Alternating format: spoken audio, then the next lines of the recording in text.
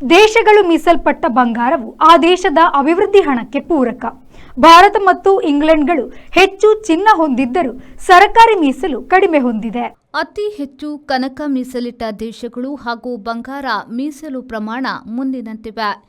USA 8,133.46 ton, Germany 3,351.53 ton, Italy 2,451.84 ton, France 2,436.94 ton, China 2,264.32 ton, Switzerland 1,039.94 ton, Bharat 853.63 ton.